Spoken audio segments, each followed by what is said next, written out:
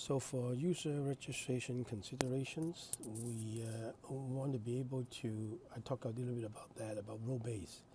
So we want to establish user access that are based on their business role, based on what the business actually require them to play the role. Sometimes these are customer service person, these are back-end support, so these are managers, so they have different role in the business. That's why they should have different level of access, and so this would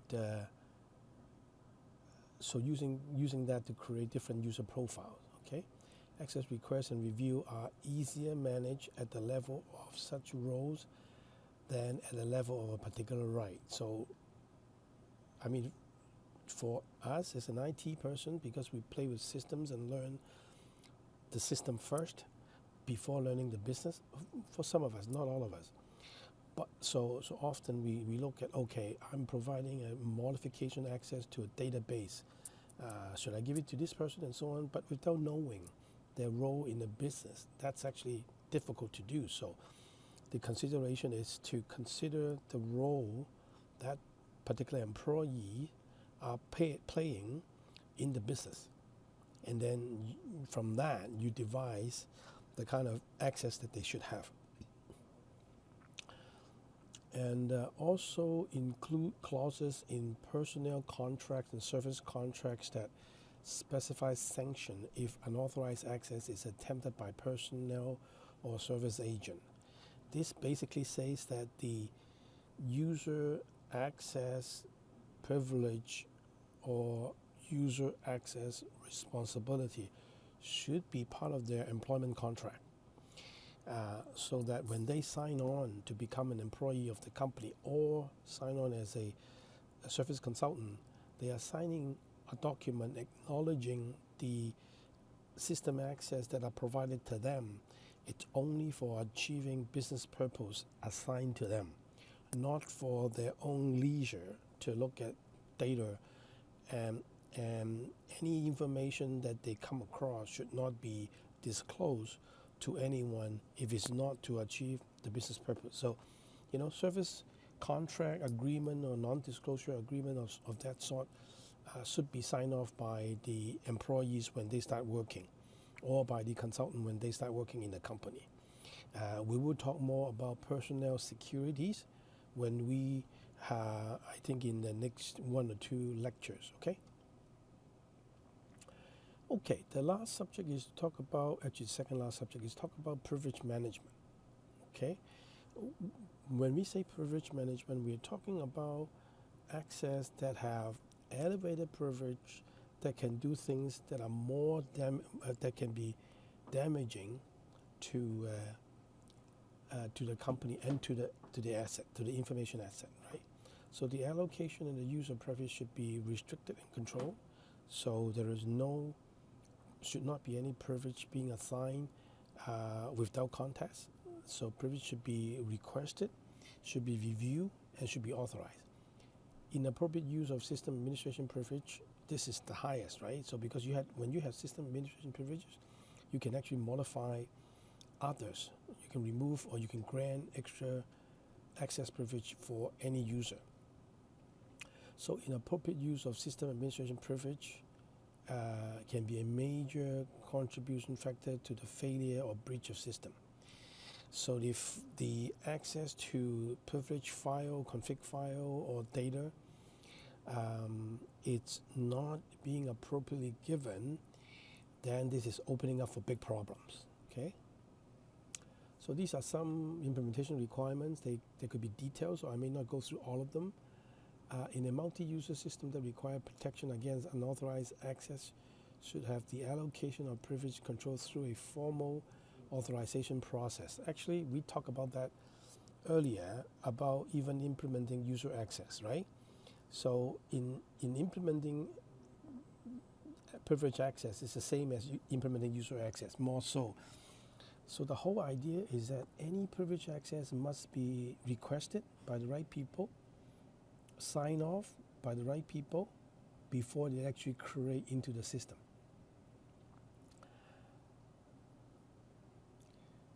So privilege access should not be kind of across the board, should not be. Privilege access should be pertaining to each system, like either the OS, the database, each application and whatnot. There shouldn't be any blanket. So for system administrative person that have access to the server, the physical box, they should not have privilege access to creating users for the application. It should be different people, right? I mean, that sort of stuff. An authorization process and a record of all privilege allocated should be maintained. So at any point in time, the security team would know who has been granted access and who provide that authorization. Okay.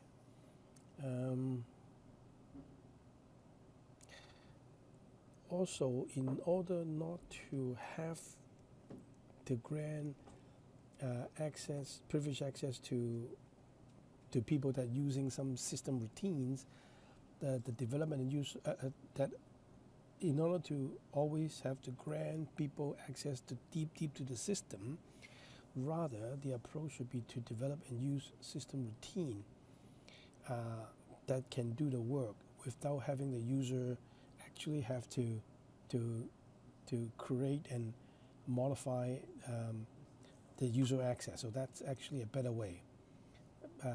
Privilege should be assigned to different user ID than the user's normal user ID. So if I had a normal regular user ID for checking email and doing my own stuff, when I have a need to maybe to boot up a server or reboot a printer or something like that, I should have a different user ID. So I should not have all these privileges granted to my regular user ID. So sure, the person will have to manage multiple user IDs, but that's the way to go. So privilege management is critical. Any inappropriate use of system administration privileges or any feature or facility of an information system that allow users to override system or application control, this is considered a major contributing factor to failure and breach of systems. Okay, we've seen this before, but this is highlighted as a critical situation. Is that, you know, I mean, any this is kind of like common sense, right?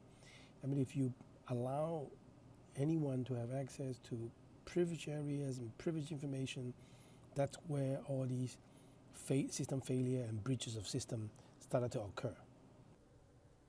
Okay, so user password management. We want to talk a little bit about how to manage users' passwords.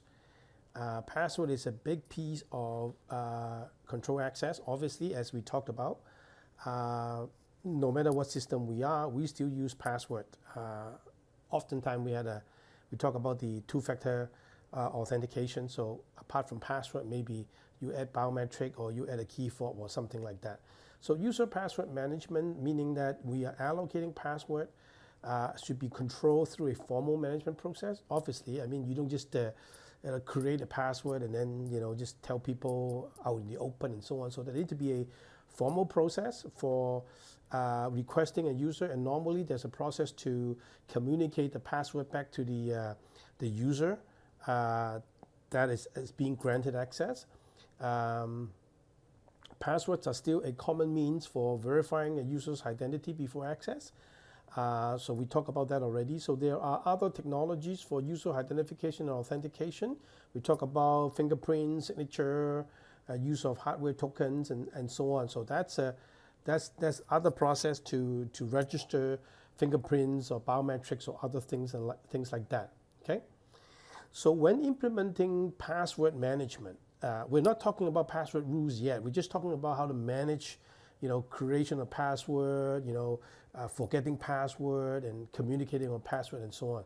So when a password is given to a new user, that means you're completing the process of granting access to a user with an identification and a password. So this would be a good time for the user to sign some sort of a statement acknowledging they are getting a user ID and a password in order to access confidential information that the company has. Okay, and So it's important for them to acknowledge that, and it's a bit of responsibility, acknowledge their responsibility in using that user ID and password, okay?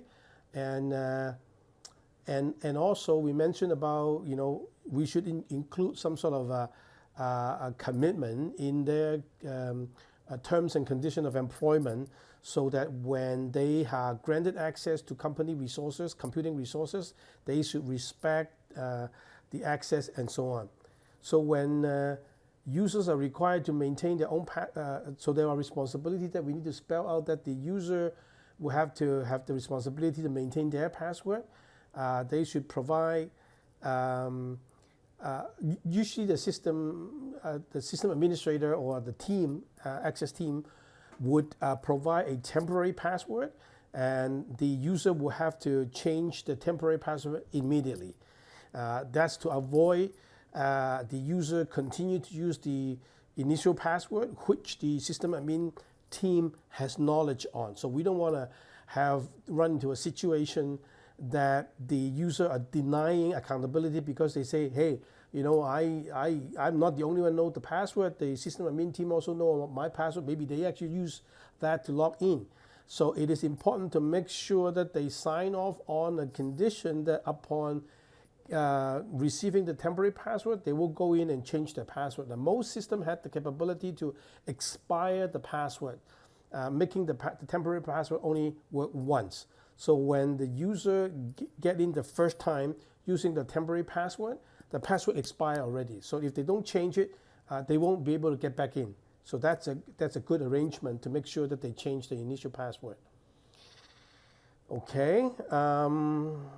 And also, for user password management, there has to be a process for resetting password. Often organizations that are big, resetting of passwords are almost always done automatically now. They answer some secret questions, and then they will be sent again a temporary password for them to log in, and then change to a more permanent password. Okay. There are some organizations still using a manual system, so the user will have to call the help desk, and the help desk will have to ask several secret questions to verify the caller is actually the user before they reset the password for them. Okay.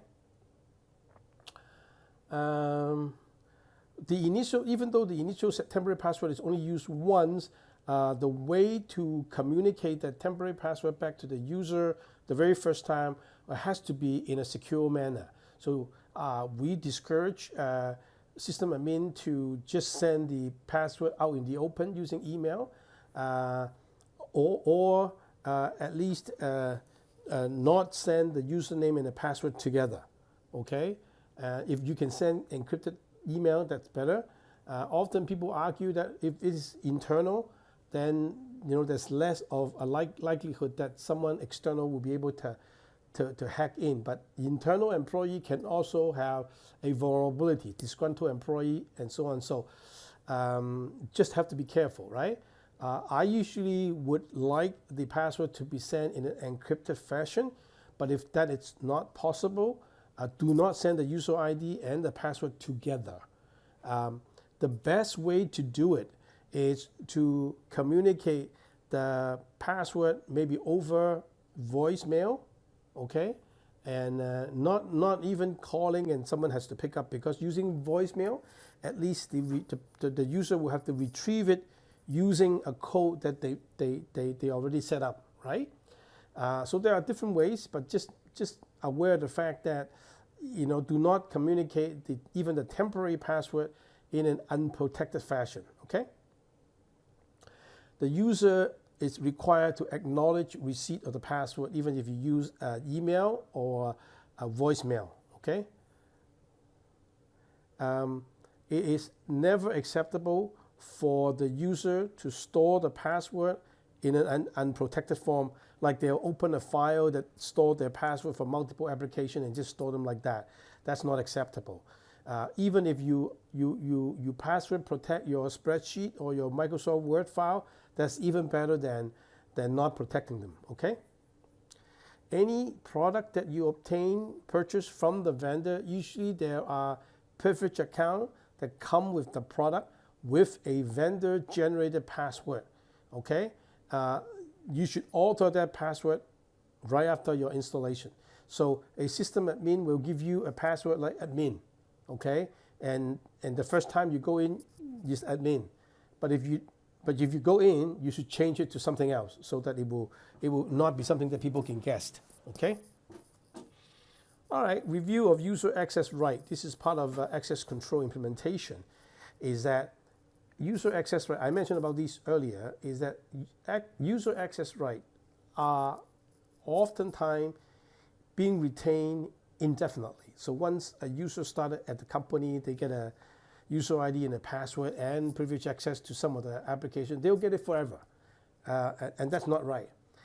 So there should be a business process from time to time that user access are being reviewed and being challenged. We call access attestation. So the manager would often monthly or quarterly get a list of all the users that he or she is responsible for, and then attest to, okay, this should need to be retained, and this one should be deleted, and so on. Okay, so there need to be a access attestation, a review process within any company to make sure that the access are up to date. Okay. Okay, there are some implementation requirements. User access rights should be reviewed at regular interval. Okay, so this is on top of the attestation, a period of 6 months maybe, after any change, after any promotion, demotion, or termination of employment, and so on. I mentioned about when people leaving a company, there is often more stringent process of freeing the employee would take things away from the company, right? So access will be terminated right away, and so on, and then any remote access, key fob will be taken, and so on. But often what we missed is that people changing job, moving from one role to another within the organization, that's usually being forgotten because they don't follow the same type of job termination process, okay? Authorization for special privilege access rights should be reviewed more frequently as compared to non-privileged. So normal regular users maybe every other month or every quarter or so on, but for privileged user, it should be more frequent, like monthly, okay? Because anyone that slipped through that review can do damage to the system, okay? Any changes to privilege accounts should be logged, and that log should be reviewed, meaning that we should know who has changed which privilege account. Okay, so user responsibility. In order to prevent any unauthorized user access, compromise, or theft of information or information processing facilities, we should actually stay clear what the user responsibilities are before they start using the computing resources of the company.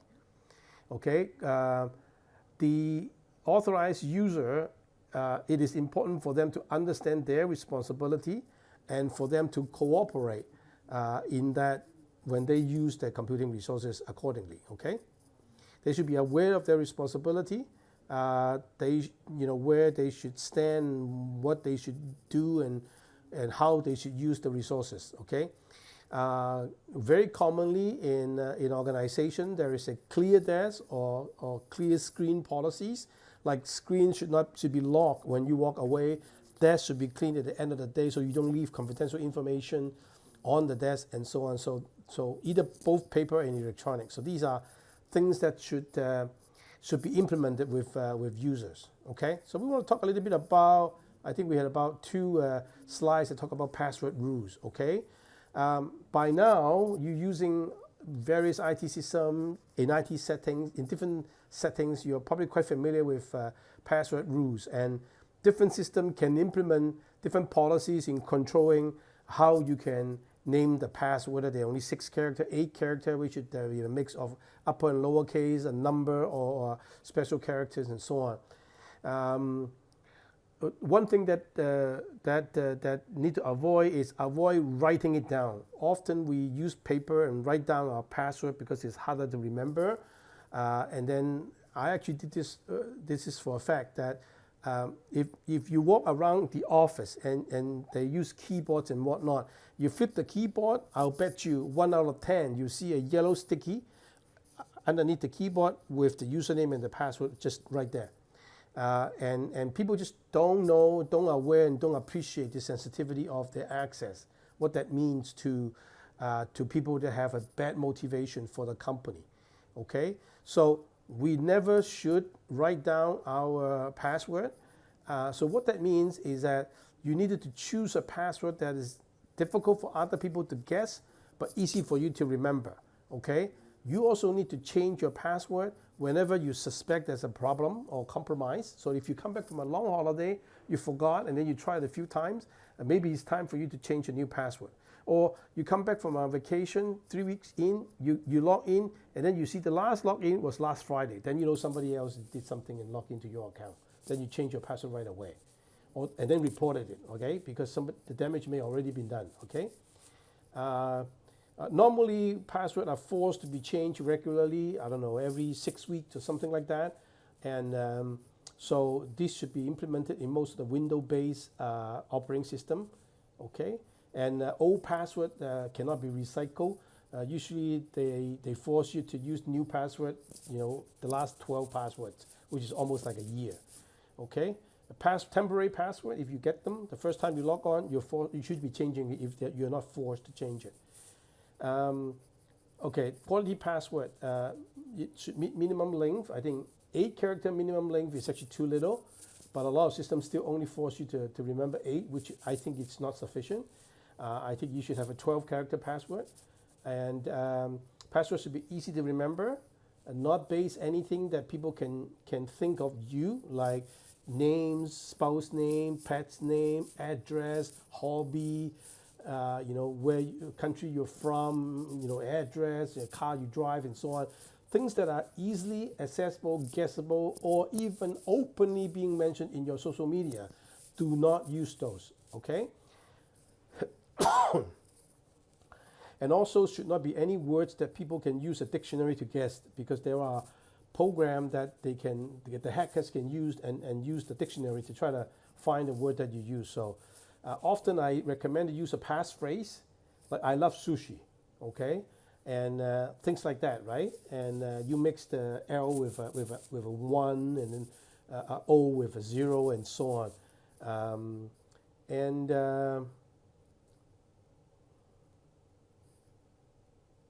Yeah, do not store your password in any macro key, so that you press a macro key and provide your password. Now, nowadays, there are a lot of password managers that you can use that are online, especially when you're visiting websites. That is not bad. I don't have anything against that, because I think more and more we had so many passwords, especially you look at the last point, not to use the same password for business and non-business purposes. So you had upward of 50 passwords to remember at any one time. You just can't remember all of them, right? Especially you have variation of passwords. So using a password manager, it's acceptable, but the password manager also require one password to access it, right? So you have to have a very good single password, because that password open up to all of your passwords, okay? So that's that, okay? So in the tip of the day, I just mentioned that the clean desk or the clear desk or the clear screen policy we just talked about. And so any sensitive critical business information, either on paper or electronic, should be locked away at the end of the day, or when you walk away from your desk for an extended period of time. You should not leave all these customer account information, especially your area is not a restricted area. That's even more dangerous. When you walk away from your computer, you should actually do a control lock your screen, so that nobody can actually try to send an email and impersonate you and so on.